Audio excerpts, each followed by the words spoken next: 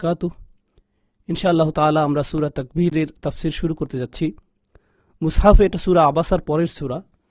কিভাবে এই সূরাটি এর পূর্ববর্তী সূরাগুলোয় বর্ণিত বিষয়গুলোর সাথে সমন্বিত হয়েছে এই ব্যাপারে আমরা সংক্ষিপ্ত কিছু মন্তব্য জানব। সর্বপ্রথম বিষয়টি হলো, এই সূরার পূর্ববর্তী দুইটি সূরায় বিচার দিবসের ঘটনাগুলো বর্ণনা করার জন্য যে দুইটি শব্দ ব্যবহৃত হয়েছে সেগুলো হলো আত-তাম্মাহ, আস-সাখ্খা। বিচার দিবসের ঘটনাগুলোকে যেন এক কথায় প্রকাশ করার মতো দুটি শব্দ, ফাইদা জাআতিত তাম্মাহ, ফাইদা জাআতিস সাখ্খা। আত-তাম্মাহ হলো অপ্রতিরোধ্য এবং ধ্বংসাত্মক অবস্থা যা পুরো পৃথিবীকে গ্রাস করবে, আর আস-সাখ্খা হলো সিংহার দ্বিতীয় ফুঁক। এমন বিকট এবং ভয়ঙ্কর হবে সেই শব্দ যার মাধ্যমে পুনরুত্থান শুরু হবে। আমাদের আজকের আলোচ্য সূরা শুরু হয়েছে যেন এই দুইটি শব্দের ব্যাখ্যার মাধ্যমে। মূলত সূরাটির শুরুতেই বিচার দিবসের ঘটনাগুলো সুস্পষ্ট এবং সূক্ষ্মভাবে চিত্রায়িত করা হয়েছে। আবার এর আগের সূরা অর্থাৎ সূরা আবাসা শেষ হয়েছে এই বলে যে যখন আস-সাখ্খা ধ্বনিত হবে তখন একজন মানুষের কি অবস্থা হবে। সেখানে আমরা পড়েছিলাম ইয়াউমা ইয়াফিরুল মারউ মিন আখিহি ওয়া উম্মিহি ওয়া আবিহি ইত্যাদি। তো লোকজন তার পরিবার পরিজন আত্মীয় স্বজন থেকে পালাবে, এটা মানুষের ব্যক্তিগত অবস্থা। অর্থাৎ সেদিন পৃথিবীর মানুষদের ব্যক্তিগত হাল কেমন হবে তার বর্ণনা দেওয়া হয়েছিল। এখন এই সূরায় ক্যামেরার ফোকাস যেন অন্যদিকে নিয়ে যাওয়া হয়েছে। পৃথিবীর যখন এই অবস্থা হবে তখন আকাশের কি হবে, এরপর এটা নক্ষত্রের দিকে ফোকাস করবে, এরপর পাহাড়গুলোর দিকে, পাহাড়ের পর দেখবে আইসার, উহুশ, এগুলোর দিকে। আমরা এগুলো নিয়ে পরে কথা বলবো। মোট কথা, বিচার দিবসে মানুষের ব্যক্তিগত অবস্থা কেমন হবে এই বিষয়ে কথা বলে এর পূর্ববর্তী সূরাটি শেষ হয়েছিল। আর এখন এই সূরায় দৃশ্যপট পাল্টে গেছে এবং একই দিনের ভিন্ন ভিন্ন দৃশ্য বর্ণিত হয়েছে। অর্থাৎ পুনরুত্থান দিবসে আকাশ সহ পৃথিবীতে অন্যান্য যা কিছু আছে তা কিভাবে ধ্বংস হবে তার একটা বৃহত্তর চিত্রের বর্ণনা করা হয়েছে। এই সূরাটি পূর্ববর্তী অন্যান্য সূরাগুলোর সাথে বেশ গভীরভাবে সংযুক্ত, যদিও এটি এর পূর্ববর্তী কয়েকটি সূরার উপসংহারের মতো। কারণ সূরাটি শুরু হয়েছে বিচার দিবসের বিভিন্ন চিত্রের সুগভীর এবং সুনিপুণ বর্ণনার মাধ্যমে। কিন্তু এটি এর একমাত্র আলোচ্য বিষয় নয়। প্রায় অর্ধেকে এসে এর আলোচ্য বিষয়ের পরিবর্তন হয় এবং এমন একটা বিষয় নিয়ে আলোচনা শুরু হয়েছে যা সম্পর্কে ইতোপূর্বের সূরাগুলোতে বলা হয়েছিল। আর সেই বিষয়টা হলো রিসালাতের ধারণা, অর্থাৎ রাসূল হিসেবে মুহাম্মদ সাল্লাল্লাহু আলাইহি সাল্লামের সত্যতা প্রকাশ করা। সুতরাং তার কাছে যা প্রেরণ করা হয়েছে তা সত্য ছাড়া আর কিছুই নয়। এখন কিভাবে এই বিষয়টি পূর্ববর্তী সূরার সাথে সম্পর্কিত, ইনশাআল্লাহ আমরা যখন এই পয়েন্ট নিয়ে কথা বলবো তখন আমি আপনাদের সাথে শেয়ার করব যে কিভাবে ইতোপূর্বে সূরা আবাসায় বর্ণিত দুইটি বিষয় এই সূরার সাথে পুরোপুরি সম্পৃক্ত এবং গুরুত্বের দিক থেকে অপরিহার্য। তাহলে আসুন আমরা শুরু করি। আউযু বিল্লাহি মিনাশ শাইতানির রাজীম, বিসমিল্লাহির রহমানির রহিম। ইযা শামসু কুবিরাত। শুরুতেই ইযা সম্পর্কে কিছু কথা বলি। শাব্দিকভাবে ইযা শব্দের অর্থ হলো যখন। ইংরেজিতে যখন শব্দটি অতীতকাল অথবা ভবিষ্যৎকালের জন্য ব্যবহৃত হয়। যেমন আপনি বলতে পারেন যখন আমি অফিসে যাব, অথবা বলতে পারেন যখন আমি অফিসে গিয়েছিলাম, তাই না? তাহলে ইংরেজিতে যখন শব্দটা আপনি ভবিষ্যৎকাল অথবা অতীতকালের জন্য ব্যবহার করতে পারেন। কিন্তু আরবি ভাষায় অতীতকালে যখন শব্দের জন্য ইযা বলা হয় না, বরং ইদ বলা হয়। ইদ, যেমন আল্লাহ বলছেন ইদ জাআতকুম জুনুদুন ফাআরসালনা ইলাইহিম রিহান, যখন তোমাদের বিরুদ্ধে সৈন্যবাহিনী তোমাদের নিকটবর্তী হয়েছিল। অতীতকাল, তাই না? তাহলে অতীতকালের কোনো ঘটনা বর্ণনা করতে ইদ ব্যবহৃত হয়, আর ভবিষ্যৎকালের কোনো ঘটনা বলতে ইযা ব্যবহৃত হয়। ইযা ব্যবহৃত হয়, ঠিক আছে? এখন ইযা এর মাধ্যমে আমরা ইতিমধ্যে বুঝতে পেরেছি যে এখানে ভবিষ্যতের কথা বলা হচ্ছে। আরবি ভাষার একটা মজার বৈশিষ্ট্য আছে, সেটা হলো ইযা শব্দের পর আপনি অতীতকাল বা বর্তমানকালের ক্রিয়াপদ ব্যবহার করতে পারবেন। কিন্তু আমরা ইতিমধ্যে ইযা দ্বারা কি বোঝায় তা জেনেছি। ইযা শব্দটির পরবর্তী বাক্য ভবিষ্যৎকাল নির্দেশ করে, ভবিষ্যৎকাল। তাহলে ইযা এর পরবর্তী ক্রিয়াপদের টেন্স সাধারণ কথার টেন্সের মতো কাজ করে না। বর্তমান যুগে আমরা কথা বলার সময় সাধারণভাবে অতীতকালের ক্রিয়াপদের মাধ্যমে অতীতকাল, বর্তমানকালের ক্রিয়াপদের মাধ্যমে বর্তমানকাল আর ভবিষ্যতের মাধ্যমে ভবিষ্যৎকাল বোঝাই। কিন্তু প্রাচীন আরবি ভাষায় এসব ক্রিয়াকাল বিভিন্ন অর্থ প্রকাশ করত এবং সেই সময় অতীতকালের ক্রিয়াপদের একটা বৈশিষ্ট্য ছিল এরকম যে ভবিষ্যতের কোনো অর্থ প্রকাশ করার জন্য অতীতকালের ক্রিয়াপদ ব্যবহার করা হতো। দেখতে অসঙ্গতি লাগলেও এমনটা করার উদ্দেশ্য হলো কোনো কিছুর এই দুনিয়ায় প্রেরণ করার বহু পূর্বে আমাদের কোনো কিছুর নিশ্চয়তা বা অবশ্যই ঘটবে এরকম কিছু বোঝানো। অর্থাৎ ভবিষ্যতে কোনো কিছু ঘটবার ব্যাপারে এতটাই নিশ্চিত যতটা নিশ্চিত অতীতকাল। তাহলে আল্লাহ যখন ভবিষ্যতের বিষয়ে এমন কিছু বলছেন যা একেবারে সুনিশ্চিত এবং অবশ্যম্ভাবী, বা এমন কোনো বাস্তবতা যা কোনো সন্দেহ নেই, মোট কথা যেটা ঘটবেই ঘটবে, সেক্ষেত্রে আল্লাহ অতীতকালের ক্রিয়াপদ ব্যবহার করেন। এজন্য আমরা আয়াতে বর্তমানকালের ক্রিয়াপদ পাই না, যেমন ইদাশামসু তুকাউবিরু, এটা পাই না, বরং আমরা পাই কুবিরাত, যা অতীতকালের ক্রিয়াপদ। আবার দ্বিতীয়ত, এটা আল মাদি আল মাজহুল, অর্থাৎ অতীতকালে কর্মবাচ্যমূলক। এগুলো ভাষাগত আলোচনার কিছু বিষয়। অতীতকালের ক্রিয়াপদ বা কর্মবাচ্যমূলক শব্দ ব্যবহার করে তাওকীদ বা জোর দেওয়া হয়েছে। আমরা কিন্তু প্যাসিভ নিয়ে এখনো আলোচনা করিনি। যাই হোক, এরপর দ্বিতীয় বিষয় হলো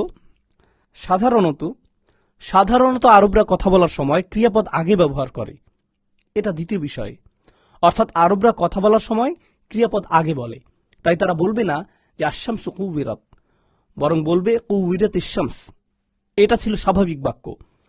কিন্তু এখানে ইসম অর্থাৎ আশামস বা সূর্যকে শুরুতে উল্লেখ করা হয়েছে, যার মাধ্যমে ইতোমধ্যে বাক্যের অস্বাভাবিকতা প্রকাশ পেয়েছে। বিভিন্ন কারণে এমন বাক্য ব্যবহার করা হয়।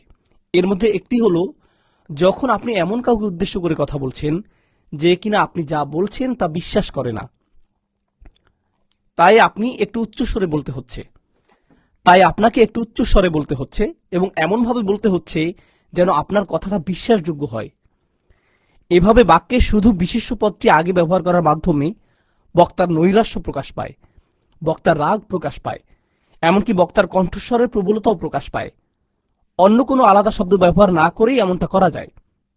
আচ্ছা, এখন এখানে বিষয়টা হচ্ছে আল্লাহ আযজা জাল্লা এমন সব মানুষকে উদ্দেশ্য করে কথাগুলো বলছেন যারা বর্ণিত বিষয়গুলোকে অস্বীকার করে। আল্লাহ এখানে আশামস কথাটা আগে বলার মাধ্যমে এটার অনুবাদ সাধারণ অনুবাদের মতো এমন হয় না যে যখন সূর্যকে গুটিয়ে নেওয়া হবে, বরং অনুবাদটা এমন হয় যখন মূলত সূর্যকে গুটিয়ে ফেলা হবে, যখন এটা মূলত ঘটবেই। তাহলে এই মূলত শব্দটি বক্তার কণ্ঠের জোর, প্রবলতা প্রকাশ করছে। সুতরাং এই প্রবল কণ্ঠে বলা কথাগুলো এমন সব লোকদেরকে উদ্দেশ্য করে বলা হয়েছে যারা আখিরাতে বিশ্বাস করে না। কোরআন বোঝার ক্ষেত্রে এই বিষয়গুলো বেশ গুরুত্বপূর্ণ। কেন? কারণ এগুলোর মাধ্যমে আমরা বুঝতে পারি সূরাটি কাদেরকে উদ্দেশ্য করে বলা হচ্ছে। সূরার ভাষাশৈলী, কণ্ঠস্বর, স্বরের আবেগ, শব্দের ব্যবহার, এই সব কিছুর মাধ্যমে আল্লাহ সুবহানাহু ওয়া তাআলা কাকে উদ্দেশ্য করে কথা বলছেন তা বোঝা যায়। কারণ কোরআন সমগ্র মানবজাতির জন্য পথ নির্দেশনা, এবং এই মানবজাতির মধ্যে বিভিন্ন ধরনের মানুষ আছে। কখনো আল্লাহ ভালো মানুষদের উদ্দেশ্য করে কথা বলছেন, কখনো বা ভালো খারাপের মাঝামাঝি মানুষগুলোর উদ্দেশ্যে কথা বলছেন, কখনো এমন সব মানুষের উদ্দেশ্যে কথা বলছেন যারা এর আগে কখনো আল্লাহর কথা শোনেনি। আবার কখনো তাদের উদ্দেশ্য করে বলছেন যারা তাদের অবিশ্বাসে একেবারে অনড়। তাই ভাষা এবং ভাষার ভঙ্গি থেকে আপনি বুঝতে পারবেন এই বক্তব্যের প্রাথমিক শ্রোতা কারা ছিল, কাদেরকে উদ্দেশ্য করে কথাগুলো বলা হয়েছে। যদিও সামগ্রিকভাবে কোরআন সমগ্র মানবজাতির উদ্দেশ্যে তথা আমাদের সকলের উদ্দেশ্যে বর্ণিত হয়েছে, তাহলে এই সূরাটি প্রাথমিকভাবে কাদেরকে উদ্দেশ্য করে নাজিল হয়েছিল? তারা ছিল সর্বনিকৃষ্ট প্রকৃতির কাফির। তারা ছিল চরম অবিশ্বাসী, নাস্তিক এবং নিষ্ঠুর, তাই না? আগের দুটি সূরা থেকে আমরা জানতে পেরেছি যে তারা আখিরাতকে খুব তুচ্ছ মনে করত এবং এই বিষয়ে কোনো গুরুত্বই দিত না। তাই এই সূরার একেবারে শুরু থেকেই এক প্রকার ধমকের বা হুমকির স্বর ব্যবহৃত হয়েছে, ইদাশামসু কুবিরাত। এখানে এই বিষয়ে সর্বশেষ একটা কথা বলতে চাই। তো আমরা এখানে অতীতকালের ক্রিয়াপদের ব্যবহার নিয়ে অল্প কিছু কথা বলেছি। শুরুতে ইসম বা বিশেষ্য তথা আশামস ব্যবহার করা। আমরা ইদা সম্পর্কে কিছু কথা বলেছি যা ভবিষ্যৎকাল নির্দেশ করে। ইদা সম্পর্কে আরও একটা কথা বলার ছিল, সেটা হলো ইদা বা যখন শব্দের জন্য ইংরেজিতে আমরা ইফ বা হোয়েন ব্যবহার করতে পারি। যেমন যখন আমি কাজে যাব, ফেরার সময় কোনো কিছু নিয়ে আসব। আবার যদি আমি কাজে যাই, ফেরার সময় কোনো কিছু নিয়ে আসব, ঠিক না? তাহলে আপনি যখন অথবা যদি বলতে পারেন, কিন্তু আমরা কখন যদি বলি? যখন আমরা কাজটা করার ব্যাপারে নিশ্চিত নই। আর কখন আমরা যখন বলি? যখন আমরা নিশ্চিত থাকি। একইভাবে কোরআনেও আমরা কখনো ইজা পাই, আবার কখনো পাই ইন। ইন ব্যবহার করা মানে কাজটা হতেও পারে আবার নাও হতে পারে, কিন্তু যখন ইদা ব্যবহার হয় এর মানে হলো এটা অবশ্যই অবশ্যই ঘটবে। কারণ যখন শব্দটা নিশ্চয়তা প্রকাশ করে, এমনকি এটা যদি শব্দের চেয়ে বেশি নিশ্চয়তা প্রকাশ করে। যাই হোক, আমরা আয়াতটি পড়ার সময় ইনশাআল্লাহ আপনি এগুলো একের পর এক বুঝতে পারবেন। আয়াতে যাবার আগে এর ভাষা সম্পর্কে শেষ কথা বলতে আমরা আয়াতটির উল্লেখযোগ্য একটা বৈশিষ্ট্য লক্ষ্য করব, আর তা হলো প্যাসিভ বা কর্মবাচকমূলক শব্দের ব্যবহার। আল্লাহ আজ্জা জাল্লাহ নিজের কথা উল্লেখ করেননি। তিনি বলেননি যে যখন আল্লাহ সূর্যকে গুটিয়ে ফেলবেন, বরং তিনি বলেছেন যখন সূর্যকে মূলত গুটিয়ে নেওয়া হবে, তাই না? যখন সূর্যকে ভাঁজ করে ফেলা হবে। সুতরাং এখানে কর্মবাচ্যমূলক বাক্য ব্যবহার করা হয়েছে।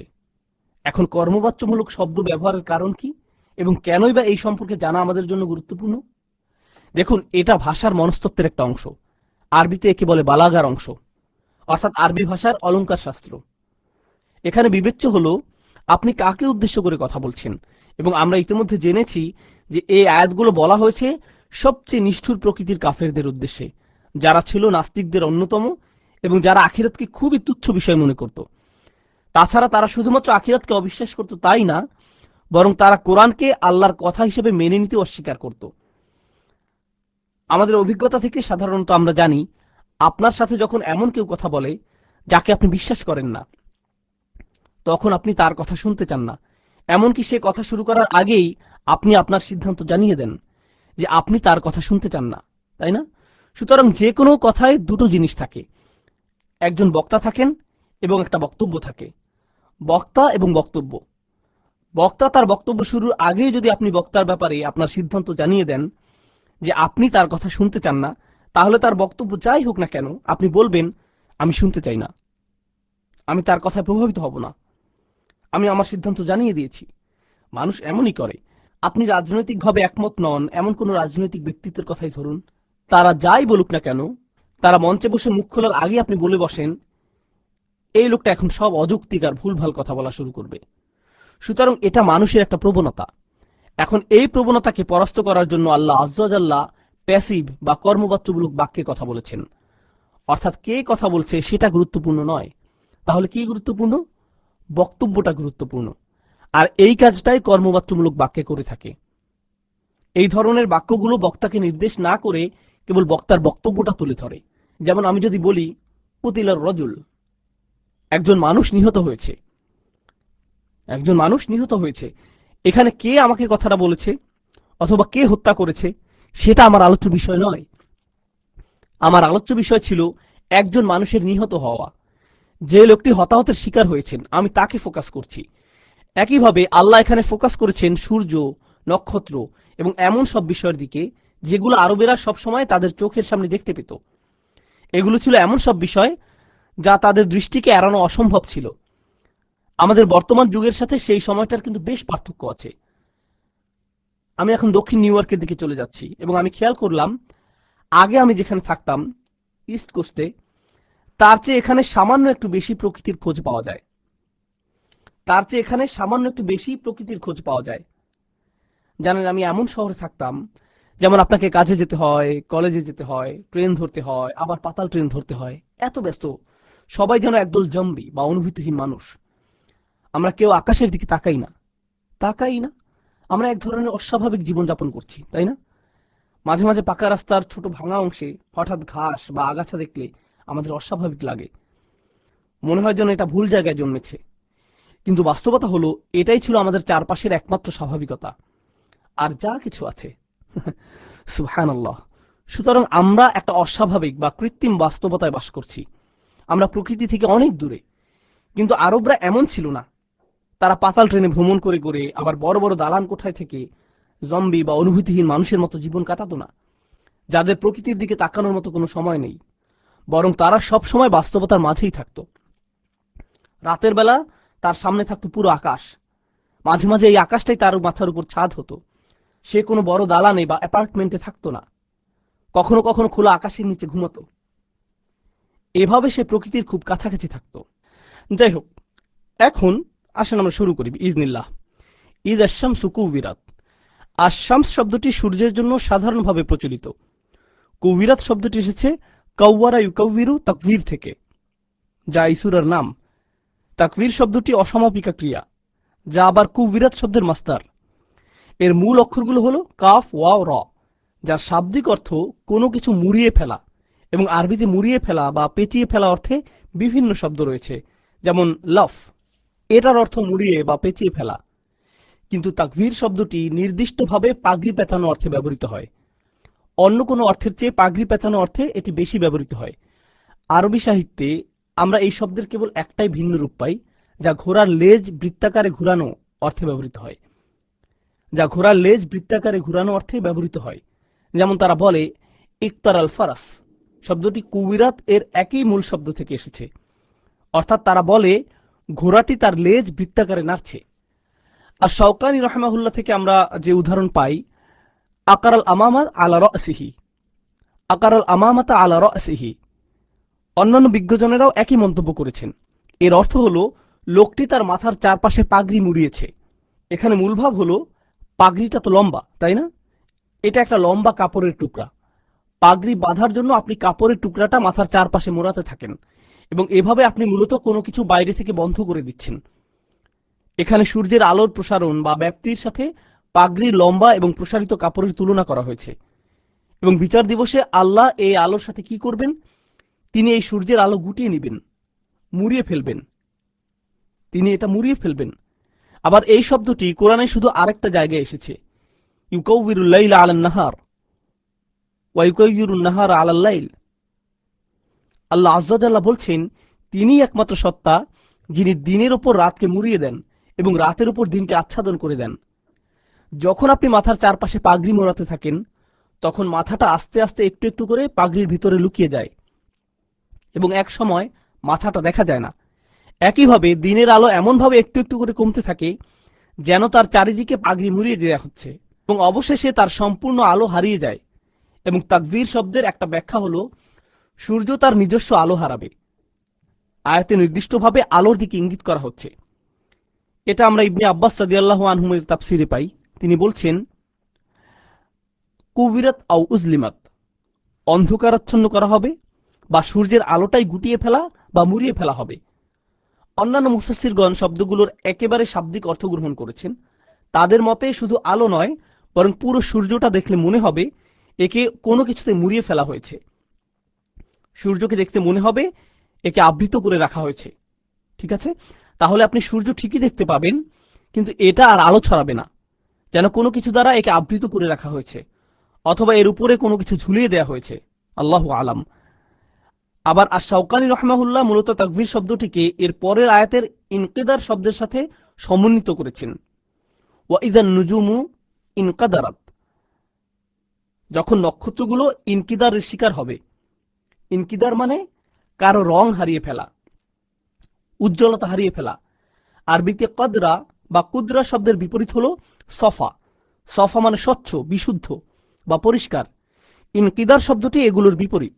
সুতরাং তারাগুলো ফ্যাকাশে হয়ে যাবে। কিন্তু তিনি বলেন আল আসল তথা ইনকিদারের মূল হবে আকাশ ভেঙে পড়া, আল ইনসিবাব, যার অর্থ পড়ে যাওয়া, ভেঙে পড়া। তাহলে প্রথমে নক্ষত্রগুলো ফ্যাকাশে হয়ে যাবে। জানেন, বিভিন্ন রকম দূষণ এবং অন্যান্য কারণে আমরা আকাশে তারার আসল সৌন্দর্য দেখতে পাই না। কিন্তু আপনি যদি তেমন দূষিত নয় এমন কোনো রাজ্যে যান, যেমন আপস্টেট নিউ ইয়র্ক বা এরিজোনা বা এরকম কোনো জায়গায়, অথবা মরুভূমির আকাশের দিকে তাকান, আপনি অন্যরকম একটা আকাশ দেখতে পাবেন। আপনি সেই আকাশ দেখে চিনতেই পারবেন না। সুবহানাল্লাহ, কত সুন্দরভাবে আল্লাহ আকাশকে সাজিয়েছেন। রাতের উজ্জ্বলতার এটা একটা চমৎকার বৈশিষ্ট্য, যা বিশেষ করে মরুভূমিতে দেখা যায়। আল্লাহ আযজা ওয়া জাল্লা প্রথমে বর্ণনা করেছেন যে আকাশের উজ্জ্বল জিনিসগুলো এদের উজ্জ্বলতা এবং চাকচিক্য হারিয়ে নিষ্প্রভ এবং জরাজীর্ণ হবে, এবং তারপর ইনকাদারা শব্দের মাধ্যমে এদের বিক্ষিপ্ত হওয়া বা পড়ে যাওয়া বোঝায়। তাহলে এখন পর্যন্ত দুইটা ব্যাপার ঘটেছে। দিনের সবচেয়ে উজ্জ্বল অংশটি বিনষ্ট হয়েছে, ইযাশ শামসু কুবিরাত। আবার রাতের আকাশের উজ্জ্বলতার মূল ধারক, মানে আমি বলতে চাইছি যে চাঁদ একটা জায়গায় থাকে, কিন্তু নক্ষত্ররাজি পুরো আকাশ জুড়ে থাকে, তাই না? এগুলো রাতের আকাশের সবচেয়ে দৃশ্যমান উপাদান। যেদিকে তাকান আপনি অন্তত কয়েকটা তারা দেখবেন, ঠিক না? তাহলে এই নক্ষত্রগুলো তাদের উজ্জ্বলতা এবং চাকচিক্য হারিয়ে বিক্ষিপ্ত হয়ে পড়বে। তাহলে এই হবে আকাশের অবস্থা। এরপর আল্লাহ আয্যা ওয়া জাল্লা বর্ণনা করছেন ওয়া ইযাল জিবাল, এবং এমনকি পাহাড়গুলোকে যখন সুইয়িরাত, এমনকি পাহাড়গুলোকে যখন চলমান করা হবে। আপনারা জানেন সূরা নাবায় আমরা পেয়েছিলাম ওয়া সুইয়িরাতিল জিবালু ফাকানাত সারাবা, একই রকম আয়াত, কিন্তু এখানে সুইয়িরাত আগে এসেছে আর আর জিবাল পরে। সেটা ছিল জুমলায় ফেআলিয়া, যেখানে ক্রিয়াপদ আগে এসেছে, কিন্তু এই সূরায় এটি আরো বেশি জোরালোভাবে বলা হয়েছে, কারণ এখানে আরো বেশি জেদি প্রকৃতির এবং কট্টর কাফেরদের উদ্দেশ্যে বলা হচ্ছে। তাই এই সূরার ভাষা বেশ শক্তিশালী। এমনকি পাহাড়গুলোকে উদ্দেশ্যহীনভাবে চলমান করা হবে। এই কথাটা বলার আগে আল্লাহ সুবহানাহু ওয়া তাআলা সূরা নাজিয়াতে বলেছেন ওয়াল জিবালা আরসাহা, তিনি পর্বতগুলোকে দৃঢ়ভাবে প্রথিত করেছেন। আর এখানে তিনি বলছেন এগুলোকে চালিয়ে দেওয়া হবে। তাহলে প্রথমে এই পাহাড়গুলোর মূল উৎপাটন করা হবে এবং এরপর এগুলো বিক্ষিপ্তভাবে চলতে থাকবে। এখানে তাসঈর শব্দটি উদ্দেশ্যহীনভাবে হাঁটা অর্থে ব্যবহৃত হয়। যেমন আরবিতে সাইয়ারা অর্থ গাড়ি, এখনকার যুগের বিলাসবহুল গাড়ি নয়, এর অর্থ সকল যুগের বাহন। উট এবং ঘোড়ায় মালামাল নিয়ে মানুষ সাধারণত দ্রুত চলাচল করে না, এগুলোতে ভ্রমণের সময় মানুষ ধীরে সুস্থে চলাচল করে, ঠিক না? সারা শব্দের অর্থ হলো বাগানে বা এরকম কোন স্থানে কোনো উদ্দেশ্য ছাড়াই এমনিতে হাঁটা। তাই সুইরাতিল জিবাল মানে দ্রুত বা ক্ষিপ্রভাবে চলাচল করা নয়, বরং পাহাড় পর্বতগুলো যেন বিক্ষিপ্তভাবে ভেসে বেড়াবে। তাহলে প্রথমে আপনি সূর্যের অবস্থা দেখে নিজের চোখকে বিশ্বাস করতে পারবেন না। এরপর আপনি দেখবেন নক্ষত্রগুলো বিক্ষিপ্তভাবে ঝরে পড়ছে। তারপর আপনি কি দেখবেন? আপনি দেখবেন পাহাড় পর্বত, আর আপনি এগুলোকে চলমান অবস্থায় দেখবেন। এসব দেখে আপনি আপনার নিজের চোখকে বিশ্বাস করতে পারবেন না। অসুইরাতিল জিবাল, আরবদের জন্য মরুভূমির পরিবেশটা এমন ছিল যেখানে পাহাড় পর্বতে এমন সব হিংস্র জন্তু জানোয়ার বাস করত যেগুলোকে তারা ভয় পেত। পাহাড়ে প্রচুর গাছপালা এবং গুহা থাকে, ফলে হিংস্র জন্তুগুলো সেখানেই বসবাস করে থাকে। তাহলে এই পাহাড়গুলোকে চালিয়ে দেওয়া হবে যেখানে হিংস্র জন্তুরা বাস করে। যাই হোক, এরপর আল্লাহ আয্যা ওয়া জাল্লা কি সম্পর্কে বলছেন? তিনি বলছেন ওয়া ইযাল আইশারু উত্তিলাত। এটা খুবই শক্তিশালী কথা। আরবিতে ঈশার শব্দটি উশারাহ শব্দের বহুবচন। উশারাহ মানে 10 মাসের অন্তঃসত্ত্বা উটনি। শব্দটি আবার আশারা শব্দ থেকে এসেছে, যার অর্থ 10। তাহলে 10 মাসের গর্ভবতী উটনিকে উশারাহ বলা হয় এবং এর বহুবচন হলো ঈশার। আরবদের জন্য ঈশার অনেক অনেক বেশি গুরুত্বপূর্ণ ছিল।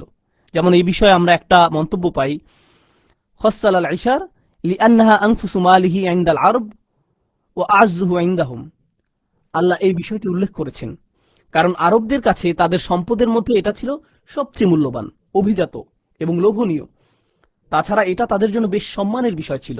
তারা খুবই গুরুত্বের সাথে এগুলো বিনিয়োগ করত এবং যারা এরকম 10 মাসের অন্তঃসত্ত্বা উটনির মালিক হতো, এটা তাদের জন্য বেশ আনন্দ এবং গর্বের বিষয় হতো, অনেকটা এখনকার সময়ের কোনো বড় ব্যবসায়ী বা অভিজাত জায়গার মালিক হওয়ার মতো।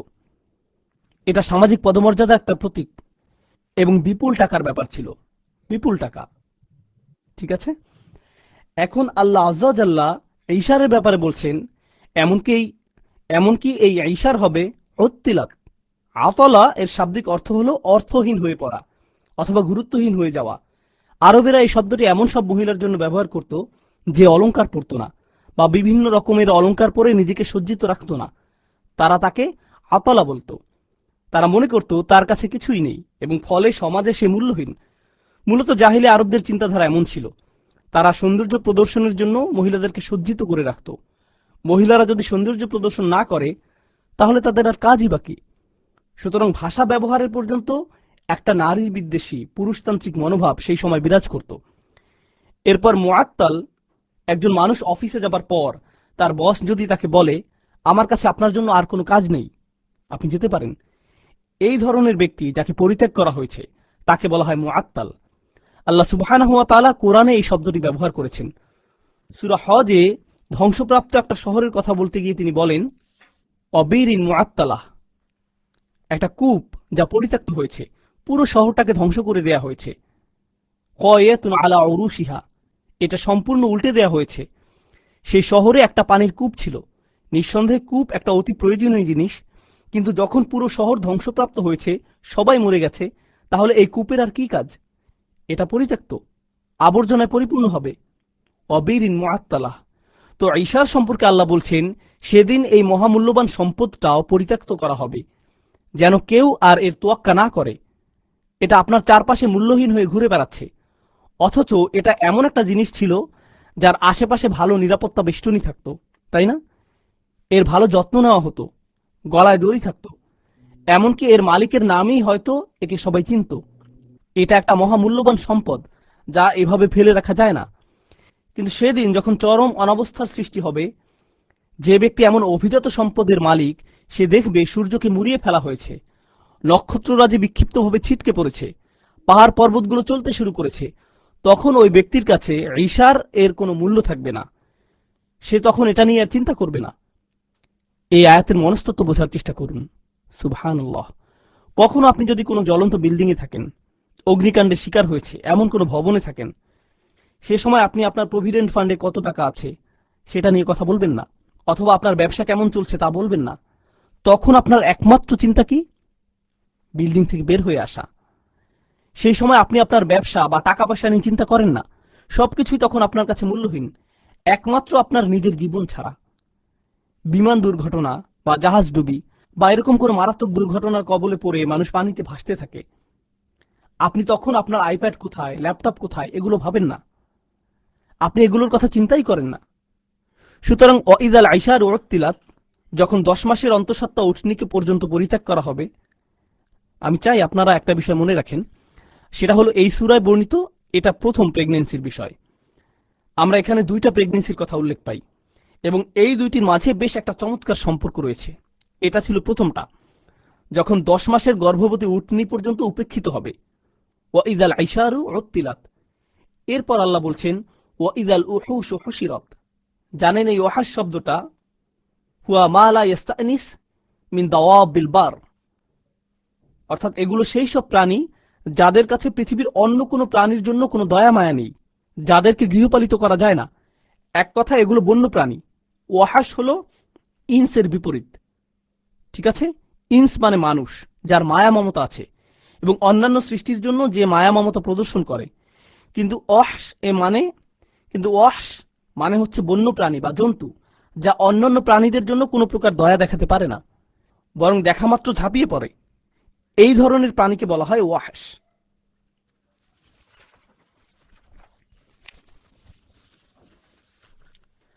আরবি সাহিত্যে ওয়াহশ এর আরো একটা অর্থ পাওয়া যায়। যেমন তারা বলে মা শাফিল আরদি ওয়াহশান, সে পৃথিবীতে ওয়াহশ নিয়ে হেঁটেছে। এর মানে হলো সে একা হেঁটেছে, তার সাথে কেউ ছিল না। এর দ্বারা বোঝা যায় যে ওই ব্যক্তির সাথে পথ চলা বা মিলেমিশে থাকাটা কঠিন। তাই যখনই তিনি পথ চলতেন, তার কোনো সঙ্গী থাকতো না, তিনি একাই চলতেন। তাহলে এখানে দুটো ব্যাপার মোটামুটি একই। আপনি খেয়াল করবেন, বন্য প্রাণী বা হিংস্র প্রাণীরা একাই থাকে, আবার সেই মানুষটাও যখন পথ চলে, একাই পথ চলে। আল্লাহ এই উহুশ সম্পর্কে বলেছেন, এই যে যত রকমের বন্য হিংস্র প্রাণী সৃষ্টি করা হয়েছে, হুশিরাত অর্থাৎ এদের সকলকে একত্রিত করা হবে। হাসারা শব্দটি জামা শব্দ থেকে ভিন্ন। জামা মানে একত্রিত করা। হাসারা শব্দটিও সাধারণত একত্রিত করা অর্থে ব্যবহৃত হয়, কিন্তু হাসারা শব্দটি মূলত প্রাণীদের একত্রিত করা বোঝায়, নির্দিষ্টভাবে পশুদের একত্রিত করা বোঝায়। আপনি যখন পশুদের জড়ো করেন, তারা কিন্তু স্বেচ্ছায় জড়ো হয় না, তারা একত্রিত হতে চায় না, আপনি জোর করে তাদের একত্রিত করেন। ঠিক যেমনি পশুপালক পশুদের হাসর বা জড়ো করে সামনের দিকে তাড়িয়ে নিয়ে যায়। তাছাড়া এটা বিচার দিবসের একটা প্রতিশব্দ, ইয়ামুল হাসর, একত্রিত হওয়ার দিন। কারণ সেই দিন সকল মানুষকে তাদের ইচ্ছার বিরুদ্ধে একত্রিত করে আরাফার দিকে তাড়িয়ে নেওয়া হবে, সবাইকে জবাবদিহি করার জন্য একটা ময়দানের দিকে তাড়িয়ে নিয়ে যাওয়া হবে। যাই হোক, আল্লাহ বলছেন এই বন্য প্রাণীগুলোকে একত্রিত করা হবে। অথচ পশুপাল একত্রিত করা বলতে আপনি যখন গৃহপালিত পশুর কথাই চিন্তা করেন, কিন্তু আল্লাহ বলেননি এখানে আল আনআম হুশিরাত, বরং তিনি বলছেন আল উহুশ হুশিরাত, বন্য হিংস্র প্রাণী বা এমন সব প্রাণী যারা কখনো একে অপরের পাশাপাশি দাঁড়াবে না। বন্যার সময় আপনি সম্ভবত এই অবস্থার কাছাকাছি একটা পরিস্থিতি এই দুনিয়াতেই দেখতে পাবেন, ঠিক না? ভয়াবহ কোনো বন্যার সময় যখন কেবলমাত্র ছোট একটা উঁচু ভূমি অবশিষ্ট থাকে, তখন দুই ধরনের প্রাণী যারা অন্য সময় একে অপরের উপর চড়াও হতো, তারাও পানিতে ডুবে মরার ভয়ে পাশাপাশি চুপচাপ দাঁড়িয়ে থাকে, তারা তখন এটা ভাবে না যে আমার খাবার আমার পাশেই দাঁড়িয়ে আছে, অথবা আমার ভক্ষক আমার পাশেই দাঁড়িয়ে আছে। তাদের সবার ভেতরে এর চেয়ে বড় ভয় কাজ করছে। সুতরাং যখন পাহাড়ের এমন বিপর্যয় শুরু হয়েছে, সূর্য এমন অকেজো হয়ে পড়েছে, এমন বিরাট দুর্যোগের সময় এই জীবজন্তুগুলো একে অপরকে শিকার করা অথবা পালিয়ে যাওয়ার সহজাত প্রবৃত্তি হারিয়ে ফেলবে, বরং এর চেয়ে আরো ভয়াবহ বিষয়ে তার উদ্বিগ্ন থাকবে। তাই তারা এভাবে পাশাপাশি অবস্থান করবে। তাদেরকে এক এক করে একত্রিত করে তাড়িয়ে নিয়ে যাওয়া হবে। হাসর শব্দের আরেকটা অর্থ এটাই, যখন জোরপূর্বক এক এক করে, আক্ষরিক অর্থে জোরপূর্বক একে একে সবাইকে জড়ো করা হবে, তাহলে সেদিন জীবজন্তুরা এই অবস্থায় থাকবে। আবার এই সূরার সাথে বিগত সূরার একটা কৌতূহল উদ্দীপক এবং চমৎকার বৈসাদৃশ্য আল্লাহ তুলে ধরেছেন। বিগত সূরায়, সূরা আবাসায়, মানবজাতি একে অপর থেকে পালিয়ে বেড়াচ্ছে, আর এই সূরায় জীবজন্তুরা সবাই একত্রিত হচ্ছে। সুবহানাল্লাহ। সেই দিনের বিপর্যয়ের আকস্মিকতা এতটাই প্রবল হবে, এতে প্রকৃতিও তার স্বাভাবিকতা হারাবে। প্রকৃতিগতভাবে এই পশুগুলো একসাথে থাকার কথা ছিল না, এবং মানুষগুলো একসাথে থাকার কথা ছিল।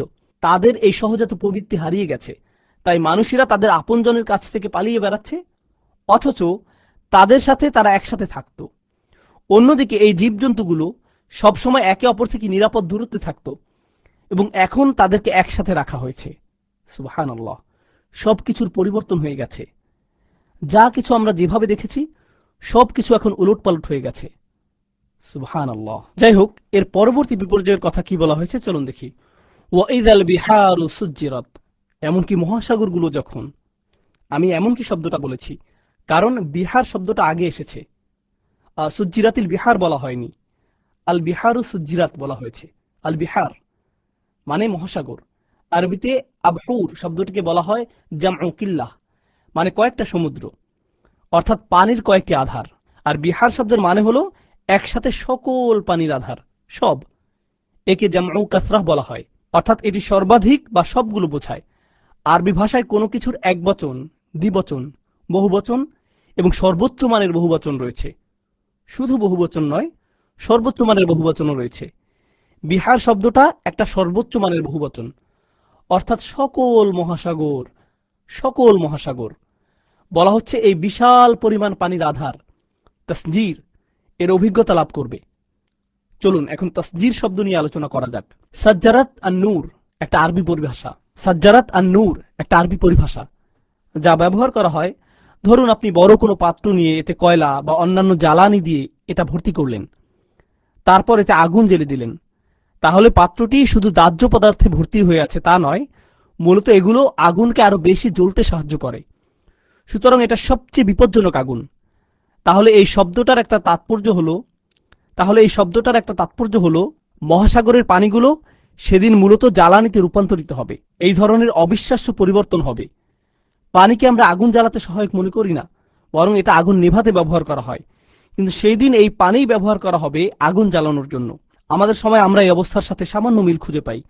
যখন আগুনের মধ্যে আপনি কয়েক ফোঁটা পানি দেন, তখন কি হয়? আগুনটা আরো বেশি জ্বলে ওঠে, জল করে ঝলসে ওঠে। সুতরাং সেই দিনের সেই আগুন এত বেশি শক্তিশালী হবে যে মহাসাগরের পানিগুলোকে কয়েক ফোঁটা পানির মতো মনে হবে। সুবহানাল্লাহ। সেদিন এভাবে আগুন প্রজ্বলিত হবে। এ কারণে কোনো মুফাসসিরগণের মতে জাহান্নামের আগুন মূলত মহাসাগরের নিচে অবস্থিত। আল্লাহু আলাম। তারা বলেন যখন জাহান্নামের আগুন উন্মুক্ত করা হবে, তখন এই মহাসাগরের পানিগুলো কয়েক ফোঁটা পানির মতো এই আগুনের প্রজ্বলন আরো বাড়িয়ে দিবে। আরেকটা ব্যাখ্যা হতে পারে এরকম যে এটা হয়তো ইজাজ হিসেবে, অর্থাৎ রূপক অর্থে এসেছে, আক্ষরিক অর্থে না। তাহলে আয়াতের অর্থ দাঁড়াবে এরকম, যখন কোনো পাত্রে অতিরিক্ত আগুন প্রজ্বলিত হয়, তখন এর ভেতরের উপাদানগুলো বিস্ফোরিত হতে থাকে।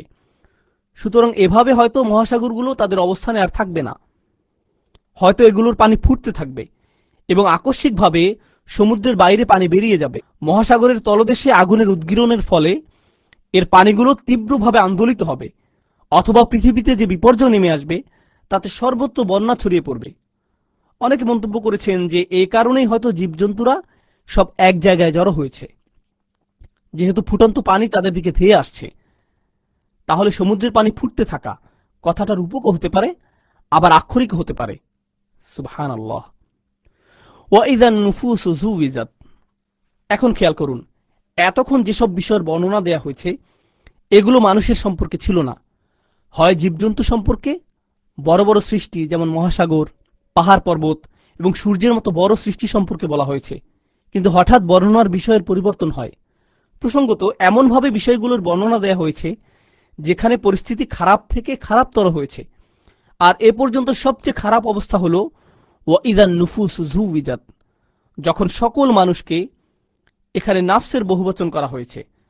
আবার নাফস শব্দটির দুই ধরনের বহুবচন আছে, নাফস আংফুস এবং নুফুস, যেমনটা আমরা কোরআনে পাই আংফুসুহুম, আংফুসিকুম, ঠিক না? আংফুস হলো অপেক্ষাকৃত দুর্বল বহুবচন, আর নুফুস হলো সর্বোচ্চ মানের বহুবচন। ঠিক যেমন আবহুর এবং বিহার, আংফুস এবং নুফুস। সুতরাং প্রত্যেক মানুষকে এক এক করে প্রত্যেক মানুষকে একত্রিত করা হবে জুউইজাত, জোড়ায় জোড়ায়। আরবিতে তাজউইজ শব্দের অর্থ হলো জোড়া মিলানো। শাব্দিকভাবে এর অর্থ বিয়েও হয়। যেমন কোনো বাবা তার মেয়েকে বিয়ে দিয়ে বলে জাওয়াজতুকি, অর্থাৎ আমি তোমার বিয়ে দিয়েছি, আমি এই ছেলের সাথে তোমার বিয়ে দিয়েছি। তাজউইজ শব্দটা এক্ষেত্রে ব্যবহৃত হয়, কিন্তু এখানে এটা আরো ব্যাপক অর্থে এসেছে। যেমন এই আয়াতের ব্যাখ্যায় ওমর ইবনুল খাত্তাব রাদিয়াল্লাহু তাআলা আনহুর একটা বর্ণনা আছে, যেটা ইমাম বাইহাকি রাহিমাহুল্লাহ তার গ্রন্থে লিপিবদ্ধ করেছেন। তিনি বলেছেন, যারা সৎ কাজ করেছে তারা সৎকর্মশীলদের সাথে জান্নাতে জোড়াবদ্ধ হবেন, আর যারা মন্দ কাজ করেছে তারা অসৎ লোকদের সাথে জাহান্নামে জোড়াবদ্ধ হবে। ইমাম রাগিব আল আসফাহানি এভাবে জোড়াবদ্ধ করার বিষয়ে তার 3টি অভিমত ব্যক্ত করেন। তিনি বলেছেন, প্রথমে প্রত্যেকে একটা নির্দিষ্ট দলের অন্তর্ভুক্ত হবে, যা ওমর রাদিয়াল্লাহু তাআলা আনহুর বর্ণনার সাথে মিলে যায়। তিনি বলেন, শরীর থেকে যে আত্মা বিচ্ছিন্ন হয়ে গিয়েছিল তা আবার জুড়ে দেয়া হবে, এবং এরপর প্রত্যেক মানুষের আমলগুলো তাদের সাথে জুড়ে দেয়া হবে, অর্থাৎ প্রত্যেক ব্যক্তির সাথে তার নিজের আমলনামা জুড়ে দেয়া হবে। ওয়াইদান নুফুস জুউইজাত, মানুষকে এভাবে জোড়ায় জোড়ায় অন্তর্ভুক্ত করার বিষয়ে কোরআনে বলিষ্ঠ কারিনা বা দলিল পাওয়া যায়, যা ওমর রাদিয়াল্লাহু তাআলা আনহুর অভিমতকে সমর্থন করে। যেমন কোরআনের অন্যত্র আল্লাহ আযজা ওয়া জাল্লা বলছেন, ওয়া কুনতুম আজওয়াজান সালাসা, তোমাদেরকে 3টি বড় দলে বিভক্ত করা হবে। আপনারা জানেন সেখানে রয়েছে ডান দিকের দল আসহাবুল ইয়ামিন, আসহাবুশ শিমাল, আস-সাবিকুন আস-সাবিকুন। ডান দিকের দল আসহাবুল ইয়ামিন, আসহাবুশ শিমাল, আস-সাবিকুন আস-সাবিকুন, উলাইকাল মুকাররাবুন। তাহলে আল্লাহ অন্য সূরায় এই 3টি দলের কথা উল্লেখ করেছেন, আর এই সূরায় বলছেন মানুষদের দলবদ্ধ করা হবে। সুতরাং এই আয়াতটা হয়তো অন্য সূরায় যা বলা হয়েছে তারই প্রতিধ্বনি। সুবহানাল্লাহ। আচ্ছা, এবার নাফস সম্পর্কে অল্প কিছু কথা বলি। আরবি ভাষায় এটা বেশ মজার একটা শব্দ। সাধারণভাবে একে ব্যক্তি বা আত্মা অর্থে অনুবাদ করা হয়, যা সম্ভবত খুব একটা ভালো অনুবাদ নয়। নফস শব্দটা থেকে অনেকগুলো শব্দের উৎপত্তি হয়। এর মূল শব্দ থেকে অনেক শব্দের উৎপত্তি হয়। যেমন আনফাস শব্দের অর্থ শ্বাস প্রশ্বাস, অর্থাৎ আপনি যখন দম নেন, ঠিক আছে? আবার তানাফাস ওয়াসুবহি ইযা তানাফাস, এই সূরার আয়াত একই মূল শব্দ থেকে এসেছে। এর অর্থ শ্বাস নেওয়া, দম নেয়া এবং দম ছাড়া ইত্যাদি। এরপর রয়েছে মুতানাফিস অথবা তানাফুস, যেমন অফি যালিকা ফালিয়াতানাফাসিল মুতানাফিসুন। এর অর্থ সুস্থ প্রতিযোগিতার চেতনায় একে অপরের সাথে প্রতিযোগিতা করা। শত্রুতাবশত প্রতিযোগিতা করা নয়, বরং একটি বন্ধুত্বপূর্ণ প্রতিযোগিতা। যদিও এক্ষেত্রে তারা সবসময় বন্ধু থাকে না, তারপরেও ধরুন ছোটদের কোরআন প্রতিযোগিতা তানাফুসের একটা উদাহরণ হতে পারে। এই সবগুলো শব্দের অর্থের মধ্যে উঠানামা বা সামনে পিছনে এই ধরনের একটা ব্যাপার আছে। যেমন শ্বাস প্রশ্বাস উঠানামা করে, প্রতিযোগিতায় সামনে পিছনে আছে, ঠিক না? তাহলে নাফস এর সাথে উঠানামার সম্পর্ক কি? নাফস হলো এমন একটা বিষয় যা সার্বক্ষণিক উঠানামা করে। আল্লাহ নাফসের যে স্তরগুলোর কথা বলেছেন, সেই স্তরগুলোতে এটা সব সময় উঠানামা করতে থাকে। যেমন আন-নাফস আল-আম্মারাহ, আন-নাফস আল-লাওয়ামাহ, আন-নাফস আল-মুতমাইন্নাহ। এটা কখনো এক স্থানে থাকে না, সার্বক্ষণিক পরিবর্তিত হতে থাকে। হয় এটা কোনো আকাঙ্ক্ষার পেছনে ছুটে যায় এবং সেই আকাঙ্ক্ষা পূরণ করার পর নাফস হয়তো বিব্রত বোধ করে আর অপমানিত বোধ করে, অথবা পাপ কাজ করার পর এটা ভাবনাহীন অবস্থায় থাকে। তারপর এই ভাবনাহীনতা থেকে আবারও কামনার অনুসরণ করতে থাকে। সুতরাং এটা সার্বক্ষণিক চলতে থাকে, পরিবর্তিত হতে থাকে। এটা ছিল নাফস শব্দের সারসংক্ষেপ। তো সেদিন এদের সকলকে জোড়ায় জোড়ায় স্থাপন করা হবে। এরপর ইনশাআল্লাহু তাআলা ওয়া ইযান নুফুসু জুউইজাত ওয়া ইযাল মাউউদাতু সুইলাত, এটা কাফিরদের জন্য এই সূরার সম্ভবত অন্যতম ভয়ঙ্কর একটা আয়াত। আবারও আমরা এখানে সবচেয়ে কট্টর কাফিরদের কথা বলছি। ইতিপূর্বে এই বিষয়টা আমরা প্রমাণ করেছি। যাই হোক, আল মাউদাত শব্দটা ইসমে মাফউল, এটা স্ত্রীবাচক কর্ম সম্বন্ধীয় বিশেষ্য। এটা আদা ইয়া ইদু ইদান এই শব্দমূল থেকে এসেছে, অর্থাৎ কাউকে জীবন্ত কবরস্থ করা, জীবিত অবস্থায় কাউকে কবর দেয়া। ইদাল মাউদাতু, যখন কন্যা শিশুটিকে জীবন্ত কবর দেয়া হয়েছিল। মাউদাহ বলতে এটাই বোঝানো হয়েছে। আমরা ইবনে মাসউদ রাদিয়াল্লাহু আনহু থেকে একটা হাদিসের বর্ণনা পাই, আল ওয়াইদাতু আল মাউদাতু লাহা ফিন্নার, আল ওয়াইদাতু আল মাউদাতু লাহা ফিন্নার, অর্থাৎ যে ব্যক্তি বাচ্চাটাকে কবরস্থ করেছিল এবং যে ব্যক্তি তাকে বহন করে নিয়ে গিয়েছিল, অর্থাৎ তার বাবা যার নির্দেশে কবর দেওয়া হয়েছিল, তারা দুজনেই জাহান্নামে যাবে। এখানে আল্লাহ বলছেন এই মাউদাকে জিজ্ঞেস করা হবে। খেয়াল করুন, কোর্টে আমরা সাধারণত অপরাধীকে জিজ্ঞাসাবাদ করি। আমরা অপরাধীকে প্রশ্ন করি সে অপরাধটা করেছে কিনা, তারপর ভুক্তভোগীকে প্রশ্ন করা হয় আসলে কি ঘটেছিল না ঘটেছিল। কিন্তু এখানে কাকে প্রশ্ন করা হচ্ছে? অপরাধীকে নাকি ভুক্তভোগীকে? ভুক্তভোগীকে প্রশ্ন করা হচ্ছে। আল মাউদাহ, এমনকি যাকে জীবন্ত কবর দেয়া হয়েছিল তাকে প্রশ্ন করা হবে। এই আয়াতের মাধ্যমে বিভিন্নভাবে কুরাইশদের তীব্র সমালোচনা করা হয়েছে। তাদের সমালোচনা করার প্রথম কারণ হলো, ইবনে আব্বাস রাদিয়াল্লাহু আনহু এর মতে সেই সময় কন্যা সন্তানের জন্ম দেওয়া ছিল একটা বিশ্রী ব্যাপার। মহিলারা সন্তান প্রসবের সময় একটা গর্তের কাছে বাচ্চা প্রসব করত। যদি ছেলে সন্তান জন্ম নিত তাহলে খুবই ভালো, কিন্তু যদি মেয়ে সন্তান জন্ম নিত তারা তাকে সেখানেই শেষ করে দিত, সেখানেই তাকে জীবন্ত কবর দিয়ে দিত। কেন তারা এভাবে জীবিত কবর দিত? এক নম্বর কারণ ছিল এটা তাদের পৌরুষকে প্রশ্নবিদ্ধ করত, তাদের পুরুষত্ব নিয়ে প্রশ্ন তোলা হতো। এটা ছিল একটা কারণ। একটা ছেলে জন্ম দেওয়ার মতো ক্ষমতাবান পুরুষ তুমি নও, এটা তখনকার একটা কুসংস্কার ছিল।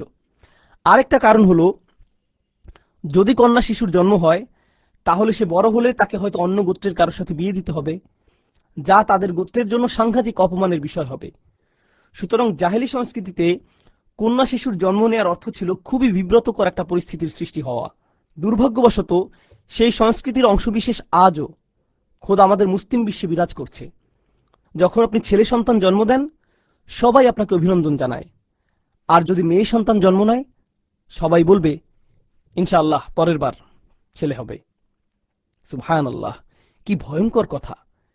যাদের কাছে 2জন বা 3জন ছেলে সন্তান আছে আল্লাহ তাদের জন্য জান্নাতের নিশ্চয়তা দেননি, কিন্তু আল্লাহ রসুল সাল্লাল্লাহু আলাইহি সাল্লাম আপনাকে জান্নাতের নিশ্চয়তা দিয়েছেন যদি আপনি আপনার 3জন কন্যা সন্তানকে সুন্দরভাবে গড়ে তুলতে পারেন।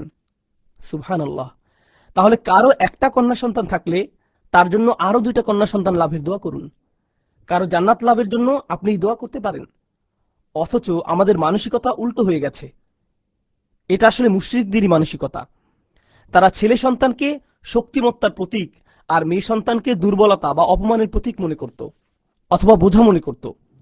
এটা একটা ভয়ঙ্কর শিরকের মনোভাব, নিশ্চয়ই আল্লাহ তাআলা ভালো জানেন। যাই হোক, ওয়া ইদাল মাউদাতু সুইলাত, তাহলে তাকে জিজ্ঞেস করা হলো। আচ্ছা, আল্লাহ কেন বললেন না তুমি তাকে কেন হত্যা করলে? কেন সরাসরি হত্যাকারীকে প্রশ্ন করলেন না? মূলত হত্যাকারীকে প্রশ্ন করা হবে না, যে মেয়েটার জন্মের পর জীবন্ত কবরস্থ করা হয়েছিল তাকে প্রশ্ন করা হবে। কেন? কারণ জন্মের পর মেয়েটা কার তত্ত্বাবধানে ছিল? তার বাবার। তার বাবাকে প্রশ্ন করার মতো কেউ কি ছিল? অথবা এমন কেউ যে এসে তার পাশে দাঁড়াতে পারত? মেয়েটা কারো কাছে অভিযোগ জানাতে পেরেছিল? তার কথা বলার মতো কোনো ক্ষমতা ছিল? আত্মরক্ষার কোনো অধিকার ছিল? অথবা এমন কোনো মাধ্যম যে তার পক্ষে কথা বলবে? না, তার কথা শোনার মতো কেউ ছিল না, বরং তার বাবারই পূর্ণ ক্ষমতা ছিল। সে তার সাথে যা করেছিল এ ব্যাপারে তার পূর্ণ কর্তৃত্ব ছিল। তাহলে এই পৃথিবীতে যার বাকশক্তি ছিল না, এখন আল্লাহ তাকে বাকশক্তি দিয়েছেন। এটি কোরআনের একটা প্রগাঢ় শিক্ষা যে কিয়ামতের পর প্রথম যে কাজটা করা হবে তা হলো যেসব মানুষের কথা বলার অধিকার ছিল না, যারা তাদের নিজেদের কথা কাউকে বলতে পারত না, যারা নির্যাতিত ছিল, যাদের আর্তনাদ কেউ শুনতে পেত না বা শুনতো না, কেউ যদি শুনতেও পেত তাদের কোনো ক্ষমতা ছিল না কিছু করার, এই নির্যাতিত মানুষদেরকে প্রথমে অগ্রাধিকার দেওয়া হবে। তাদেরকে প্রথমে জিজ্ঞাসা করা হবে। কোন কোন উলামা যেমন ইমাম রাগিব মন্তব্য করেছেন যে যেহেতু এই মানুষগুলো দীর্ঘ সময় ধরে নিদারুণভাবে ন্যায় বিচারের অপেক্ষায় ছিল, তাই তাদেরকে সবার আগে সুযোগ দেওয়া হবে। কিয়ামতের সকল বিপর্যয় শেষ হবার পর প্রথমে যেসব মানুষের সাথে কথা বলা হবে তারা হবে এরাই। সুবহানাল্লাহ। কোন অপরাধে তোমাকে হত্যা করা হয়েছিল? ওয়া ইদাল মাউউদাতু সুইলাত। এখানে আরেকটা চমৎকার বিষয় যেটা আশ-শাওকানী রাহমাহুল্লাহ উল্লেখ করেছেন, তিনি বলছেন আন্না তাওজিহাস সুআল ইলাইহা লিইজহারি কামালিল গায়দ আলা কাতিলিহা হাত্তা কানা লা ইস্তাহিক্কু আন ইউখাতাব। অর্থাৎ হত্যাকারীকে সরাসরি প্রশ্ন না করে নিহত মেয়েটাকে প্রশ্ন করার মাধ্যমে মূলত হত্যাকারী ব্যক্তির উপর আল্লাহ কত বেশি ক্ষুব্ধ তা প্রকাশ পায়। তিনি তার প্রতি এতটাই রুষ্ট যে তাকে প্রশ্ন করার যোগ্য পর্যন্ত মনে করেননি। তাকে শাস্তি দেওয়ার জন্য আল্লাহ ভুক্তভোগীর সাথে কথা বলেই তার শাস্তি কার্যকর করবেন, তার দিকে ফিরেও তাকাবেন না। আল্লাহ আজ্জাল্লাহ তার উপর কতটা রাগান্বিত, এখানে তার একটা চিত্র ফুটে ওঠে। এটা তাদের বিরুদ্ধে কোরআনের বর্ণনার একটা ভঙ্গি, যাদের উপর আল্লাহ চরম ক্ষুব্ধ। যেমন আল্লাহ আজ্জাল্লাহ যখন খ্রিস্টানদের ব্যাপারে কথা বলছেন, যারা আল্লাহর পুত্র আছে বলে দাবি করে, মাআযাল্লাহ, আপনি কোথাও পাবেন না যে বিচার দিবসে আল্লাহ তাদেরকে চোখ রাঙাবেন বা ধমকাবেন বা এরকম কিছু। বরং এই বিষয়ে আপনি কোরআনে আল্লাহর সাথে কার একটা কথোপকথন পাবেন? ঈসা আলাইহিসসালামের। এর মানে এই নয় যে তিনি ঈসা আলাইহিসসালামের সাথে রেগে আছেন, বরং এর কারণ ছিল আল্লাহর সাথে কথা বলার মতো যোগ্য তারা নয়।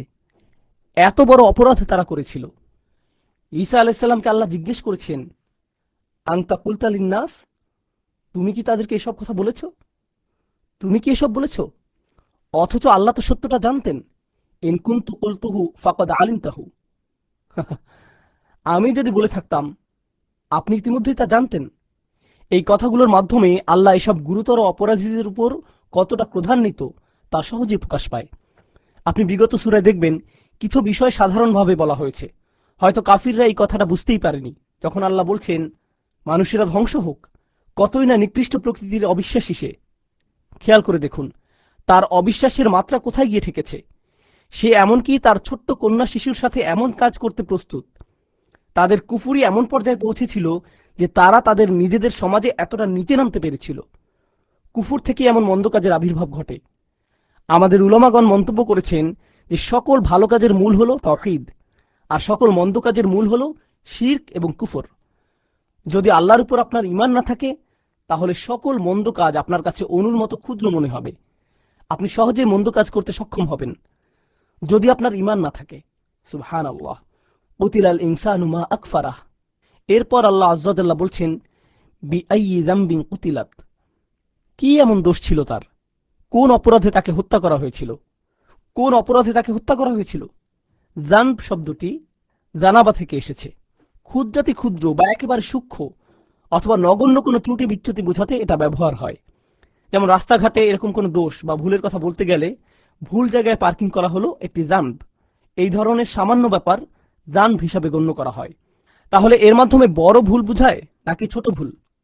মূলত এখানে যা বলা হচ্ছে তা হলো এই বাচ্চা মেয়েটার সামান্যতম কোনো অপরাধ আপনি খুঁজে পাবেন না যার জন্য তাকে হত্যা করা হয়েছে। এজন্যই জানব শব্দটা এসেছে, সাইয়্যিআহ বলা হয়নি। বড় কোনো দোষের তো প্রশ্নই আসে না। আমাকে তার ছোট্ট একটা দোষের কথা বলেও বলো যার জন্য তাকে এভাবে হত্যার উপযুক্ত মনে করা হয়েছে। সুবহানাল্লাহ। বিআইয়ি যামবিন কুতিলাত। এখানে কাফিরদের অনেকগুলো পাপ কাজের মধ্যে শুধুমাত্র একটি প্রকাশ করা হয়েছে। মানে আমি বলতে চাইছি এটা এমন একটা কাজ ছিল যার জন্য তাদের অন্য কারো কাছে জবাবদিহি করতে হতো না। কেউ চিন্তাও করতো না যে তারা এই কাজটা করার পর তাদেরকে কোনো ব্যাখ্যা দিতে হবে। তারা এমন একটা ভাব নিয়ে সেখান থেকে চলে আসতো যেন কিছুই হয়নি। এটা তাদের সংস্কৃতির একটা অংশ, অথবা এটা কোনো ব্যাপারই না। অথচ যদি অন্য কোনো গোত্রের কাউকে হত্যা করেন, অন্তত তাদের গোত্রের কিছু লোক এসে আপনাকে প্রশ্ন করবে কেন তুমি তাকে হত্যা করলে। হত্যা করার পর এর পরিণাম কি হবে এমন একটা অনুভূতি হলেও থাকে। কিন্তু মাউউদাকে হত্যা করার পর এরকম কোনো অনুভূতি থাকে না। তারা কোনো পরোয়াই করতো না। এটাই ছিল সেই সময়ের সংস্কৃতি। তাই এখানে আল্লাহ আজ্জাল্লাহ প্রথম এমন একটা বিষয় উল্লেখ করেছেন যা সম্পর্কে তারা দ্বিতীয়বার কখনো ভাবেনি। এরপর তিনি বলছেন যে এখানেই শেষ নয়। ওয়া ইযা সুহুফু নুশিরাত। যখন সকল নথিপত্রগুলো, আর এই নথিপত্রগুলো হলো সাহাইফ আল আমাল, আমলের নথিপত্র অথবা আমলনামা, যা লিপিবদ্ধ করা হয়েছে, তাহলে আয়াতের অর্থ দাঁড়াচ্ছে যখন এই আমলনামাগুলো খোলা হবে, প্রকাশ করা হবে, উন্মোচন করা হবে। এখানে বিষয়টা হলো নাশারা শব্দটি আগেও এসেছে। সুম্মা আমাতাহু ফাআকবারাহ সুম্মা ইযা শাআ আনশারাহ। এখানে আনসারা শব্দটি এসেছে, এর অর্থ উন্মোচন করা অথবা জীবন দেওয়াও বোঝায়। তাহলে এই আয়াতের অর্থ দাঁড়াবে আমল নামাগুলো উন্মোচন করা হবে, আমল নামাগুলো উন্মোচন করা হবে এবং এগুলোকে জীবন দেওয়া হবে। আমল নামার লেখাগুলোকে মানুষের সামনে জীবন দেওয়া হবে। আবার সুহুফ শব্দটাও পূর্বের সূরায় এসেছে, ফি সুহুফিম মুকাররামাহ মারফুআতিম মুতাহহারা। আগের সূরাতেও সুহুফ শব্দটা ছিল, এখানেও সুহুফ শব্দটা আছে, কিন্তু দুইটা শব্দ দুই ধরনের।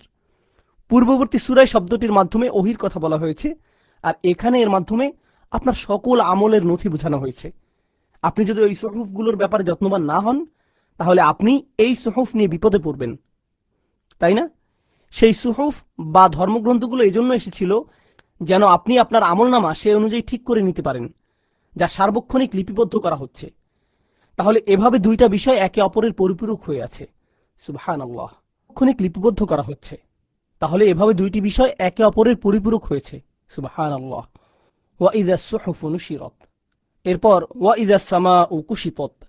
এই আয়াতটা মূলত সূরার পূর্ববর্তী অংশের সাথে সংযুক্ত। আপনি হয়তো ভেবে থাকবেন, যখন আল্লাহ সূর্য, নক্ষত্র এবং পাহাড় পর্বতের কথা বলেছেন, তখন আপনি প্রত্যাশা করেছিলেন সেখানে আকাশ সম্পর্কেও কিছু বলা হবে, কিন্তু এমনটা না করে একটা বিরতি দেওয়া হয়েছে এবং এরপর আল্লাহ আকাশের কথা উল্লেখ করেছেন। কেন তিনি এটা সেখানে উল্লেখ করেননি? কেন তিনি এটা এখানে উল্লেখ করেছেন? আমরা পরবর্তী আয়াতে গেলেই বুঝতে পারবো। এমনটা করার পেছনে বেশ কিছু সাহিত্যগত তাৎপর্য আছে। তাহলে ওয়াইদা সামা উকুশিতত, আপনারা সামা শব্দের অর্থ জানেন, তাই না? এর অর্থ যা উপরে থাকে। আক্ষরিক অর্থে যা কিছু ঊর্ধ্বে থাকে তাকে আকাশ বলা হয়, যদিও এটা আরো ব্যাপক একটা বিষয়। এরপর কুশিতত শব্দটি কাশাতা শব্দ থেকে এসেছে, যেমন কুশিতাল বাইর, সে উটের চামড়া ছাড়িয়ে নিয়েছে। উট জবাই করার পর এর শরীর থেকে চামড়া ছাড়িয়ে নেওয়াকে কাশাত বলা হয়। কাশাত মানে কসাই, কারণ পশু জবাই করার পর আগেই কসাই সর্বপ্রথম যে কাজটি করে তা হলো সে পশুর চামড়া ছাড়িয়ে নেয়, তাই তাকে কাশাত বলে। একইভাবে কিসাত মানে সেই চামড়া যা ছাড়িয়ে নেওয়া হয়েছে। এখন প্রথমত আয়াতের অর্থটা আক্ষরিক হতে পারে, অর্থাৎ আকাশের একটা আবরণ আছে যেটা ছাড়িয়ে নেওয়া হবে, কিন্তু এখানে আয়াতের রূপক অর্থ বুঝতে পারলে আরো যথাযথ অর্থ পাওয়া যাবে। অন্য একটি সূরায় আল্লাহ আযজা ওয়াজাল্লাহ বলেছেন, বিচার দিবসে যখন আকাশ রক্তিম বর্ণ ধারণ করবে, ফাকানাত ওয়ারদাতান কাদ্দিহান, সূরা আর রহমানে এটা বলা হয়েছে, অর্থাৎ এর রং হবে গোলাপের মতো রক্তিম লাল বর্ণের। এখানে আল্লাহ বলছেন, যখন আকাশের আবরণ তুলে নেওয়া হবে, তো কোনো পশুর চামড়া যখন ছাড়িয়ে নেওয়া হয় তখন কি দেখা যায়? শরীরের ভেতরে থাকা চামড়ার নিচের লাল মাংস বা লাল রক্ত দেখা যায়। তাহলে এর মাধ্যমে বোঝা যাচ্ছে কেমন রক্তিম বর্ণ আকাশ ধারণ করবে। দেখে মনে হবে যেন এর চামড়া বা আবরণ ছাড়িয়ে নেওয়া হয়েছে। এখানে এটাই বলা হয়েছে। কিন্তু এরপর প্রশ্ন আসে, কেন আকাশটা লাল দেখাবে? মূলত পৃথিবী পৃষ্ঠে যা থাকে আকাশে তাই প্রতিফলিত হয়। পৃথিবী পৃষ্ঠের প্রতিফলন তৈরি হয় আকাশে। এজন্য সমুদ্রের উপরে আকাশটা বিশেষভাবে নীল বর্ণের দেখায়, যেহেতু আকাশে পৃথিবীর প্রতিফলন দেখা যায়। সুতরাং এখন পৃথিবীতে এমন ভয়ঙ্কর রকম কিছু ঘটেছে যার ফলে আকাশের রং পর্যন্ত লালচে হয়ে গেছে। চলুন পরবর্তী আয়াতে গিয়ে দেখি পৃথিবীতে আসলে কি ঘটেছে। ওয়া ইদাল জাহিমু সুইরাত, এবং যখন এমনকি জাহান্নামের আগুনকে প্রজ্বলিত করা হবে। এখানে সাআরা মানে এমনভাবে আগুন জ্বালানো যার ফলে এটা আকাশচুম্বী হয়। তাহলে আপনি আগুনে এমন সব জিনিস দেখেছেন যার ফলে এর শিখা উচ্চ থেকে উচ্চতর, আরো উচ্চতর হয়ে ওঠে। তো যখন এই জাহিম বা জাহান্নামের আগুনকে চোখ ধাঁধানো, জাজ্জল্যমান এবং অতি উচ্চ শিখা প্রদান করা হবে, সেটাই সুইরাত। এর অর্থ শুধুমাত্র প্রজ্বলিত আগুন নয়। কোরআনে প্রজ্বলিত অর্থে সাধারণভাবে অনেকগুলো শব্দ এসেছে, যেমন বুররিজাতিল জাহিম, সুইরাতিল জাহিম। সবখানে একে প্রজ্বলিত অর্থে ব্যবহার করা হয়, কিন্তু এটা মূলত একটা অতি উচ্চ আগুনের শিখা, এবং এতটাই উচ্চ এর শিখা যে এর লাল আভার প্রভাব আকাশের পৃষ্ঠে পর্যন্ত পড়বে, ফলে দেখে মনে হবে আকাশের আবরণ ছড়িয়ে নেওয়া হয়েছে। সুবহানাল্লাহ। এখন খেয়াল করুন, এই আয়াতটা বিগত সূরার শেষাংশের সাথে কি চমৎকারভাবে মিলানো হয়েছে। বিগত সূরার শেষের দিকে আমরা কিছু চেহারার কথা পড়েছি, ওয়া উজুহু ইয়াওমা ইযিন আলাইহা গবারাহ তারহাকুহা কতারাহ। সেদিন কিছু চেহারা হবে ধুলোমলিন, কালিমা সেগুলোকে আচ্ছন্ন করবে। কিসের কালিমা? এই জাজ্জল্যমান আগুনের কালিমা, যার ধোঁয়া তাদেরকে আচ্ছন্ন করে রাখবে। এবং এর ফলে তাদের চেহারা কালো এবং মলিন হয়ে যাবে। এভাবে এই দুইটি বিষয় একসাথে সংযুক্ত করা হয়েছে। এই হলো আগুন, আর এইগুলো তাদের চেহারা। ঠিক বিভিন্ন জায়গায় ক্যামেরা বসানোর মতো। আমরা খুব সহজেই ফিল্মের ব্যবহার বুঝতে পারি। এখন ক্যামেরা এখানে থাকে আর সেখানে চলে যায়, ঠিক না? কোরআনের ভাষাও এরকমই। এটা আপনাকে এখন একটা দৃশ্য দেখাবে, এরপর আরেকটা দৃশ্য দেখাবে। এভাবে এর মাধ্যমে আপনি দৃশ্যগুলো কল্পনা করবেন। তো ওয়াইদাল জাহিমু সুইরাত ওয়াইদাল জান্নাতু উজলিফাত, যখন জান্নাতকে নিকটবর্তী করা হবে। কি অসাধারণ শব্দ! উজলিফাত শব্দটি প্যাসিভ তথা কর্মবাচ্যমূলক শব্দ। যখন জান্নাতকে সতেজ, সমৃদ্ধ, বিলাসবহুল বাগানকে নিকটবর্তী করা হবে। এ থেকে বোঝা যায় ইতিমধ্যেই জান্নাতের অস্তিত্ব রয়েছে। কারণ যদি এটা না থাকতো তাহলে এখানে সৃষ্টি করা হবে বলা হতো, কিন্তু এখানে বলা হচ্ছে একে নিকটবর্তী করা হবে। এটা মুমিনদের জন্য অপেক্ষা করছে। আল্লাহ আমাদের সকলকে জান্নাতে যাওয়ার সুযোগ দিন। তো বিগত সূরায় আমরা আরো এক প্রকারের চেহারা কথা পড়েছি।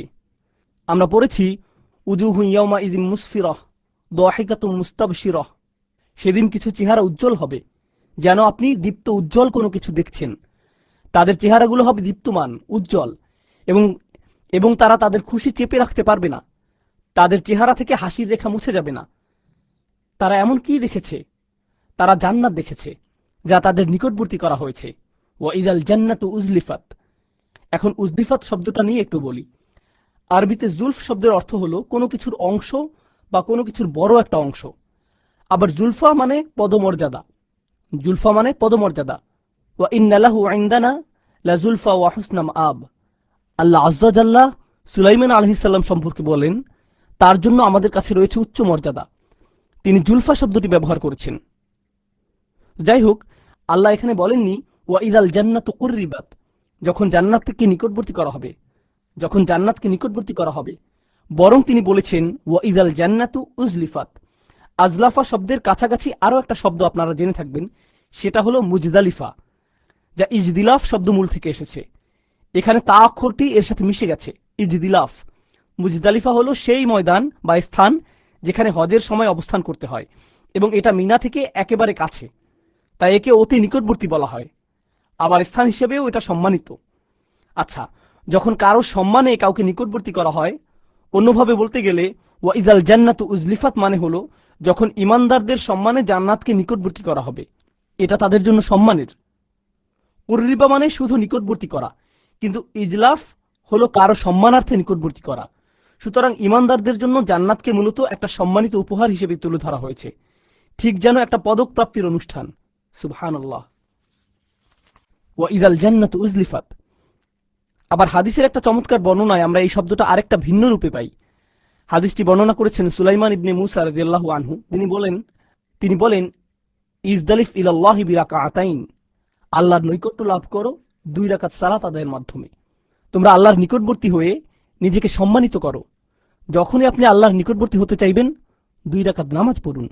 অন্য একটি বর্ণনায় এক বচনে এসেছে ইজদালিফ ইলাল্লাহি বিরাকাতাইন, এক বচন এবং বহু বচন দুইভাবেই বর্ণনা এসেছে। এই আয়াত সম্পর্কে শেষ মন্তব্যটা করব। আল্লাহ আজ্জা জাল্লাহ কোরআনের অন্য সূরায় বলেছেন, কোথায় বলেছেন সেটা বের করা আপনাদের হোমওয়ার্ক। আল্লাহ বলছেন ওয়া উজলিফাতিল জান্নাতু লিল মুত্তাকিনা গায়রা বাঈদ। আর এখানে বলছেন ওয়া ইদাল জান্নাতু উজলিফাত। অন্য সূরায় বলেছেন উজলিফাতিল জান্নাত, আর এখানে বলেছেন ওয়া ইদাল জান্নাতু উজলিফাত। অন্য সূরায় বলেছেন উজলিফাতিল জান্নাত। তাহলে এই সূরায় বিশেষ্য পদ আগে এসেছে আর অন্য সূরায় ক্রিয়াপদ আগে এসেছে। আমরা ইতিপূর্বে কি বলেছিলাম? কোনটা স্বাভাবিক বাক্য? কোনটা স্বাভাবিক বাক্য? ক্রিয়াপদ আগে আসা নাকি বিশেষ্য পদ আগে আসা? ক্রিয়াপদ আগে আসা।